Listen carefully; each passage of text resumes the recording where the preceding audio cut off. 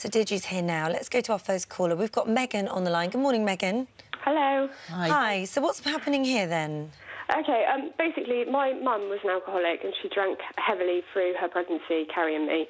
I was then adopted at 10 weeks old and discovered last year I've got FASD, which is fetal alcohol spectrum disorder. Right.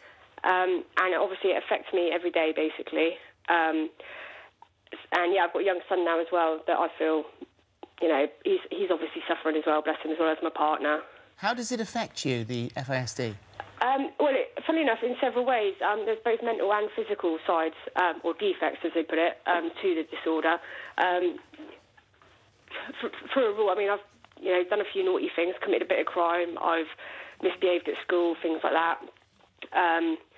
And obviously my height, I'm quite short, and that's one of the defects, one of the pinpoints that they use to diagnose people with. And also, you haven't had a drink today, but you do drink, don't you? Yeah, itching to have one. Yeah, I will be obviously once I've got off the phone.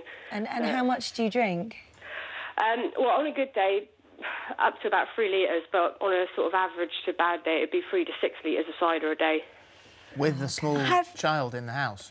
Well, no, this is the thing. My adopted parents, they're really good, and they actually help out a hell of a lot with my son, and also my partner is really supportive, and he doesn't drink, so he's like the rock, bless him. So. Okay, all right. How much help? I mean, what's concerning me is, I presume you would like to stop drinking, would you? Yeah. Yeah. And what have you done so far? Have you been given any help to try to stop? Well, obviously, I went to my doctor's, and he put me through some different sort of organisations where they obviously help you. They give you counselling and they assess your needs as to whether or not you need a rehabilitation programme. And they've obviously said that I'm more than likely to be able to get completely off the alcohol. I'll probably need a rehab for a few weeks, basically. But other than that, I've just been going through different organisations.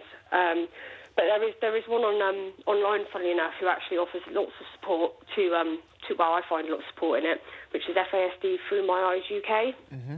Right. And that's somebody else who suffers with it. And they basically update and blog, and they're now, building knowledge and awareness around the UK, basically, for the disorder. But, I mean, I really feel for you, because I think being born with fetal alcohol syndrome disorder, I mean, that obviously is a real difficulty in coming to terms with this. But there's actually going to be no substitute. I know this is really hard. You've really got to decide for yourself that you actually want to stop.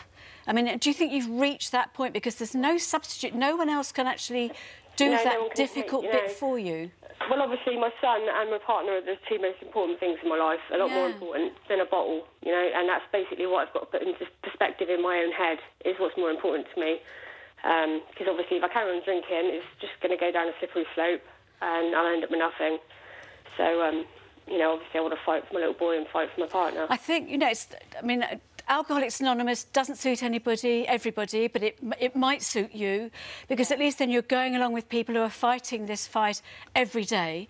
Yeah. You've really got, I think, promise yourself, promise your son, promise your partner, and really try and stick with that, and maybe take just like every hour at a time. But, I mean, instead of thinking, right, once I've got the phoning over, I'll then have a drink. Chuck it, throw the alcohol, pour those bottles of cider down the sink, get rid of them.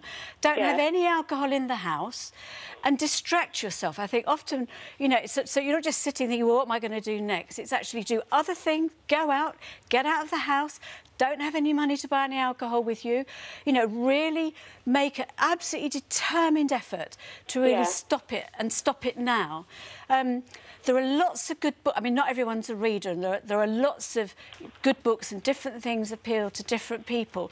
But a sort of quite a fresh approach I've found is in a book. It's by somebody called Jason Vale, and it's called Kick the Drink Easily. And he takes quite a different idea that, you can do it, you can make that, and then you're a drink-free person. You don't have to think, oh, I'm an alcoholic for the rest of my life. You're a drink-free person, and it is within your power to stop it.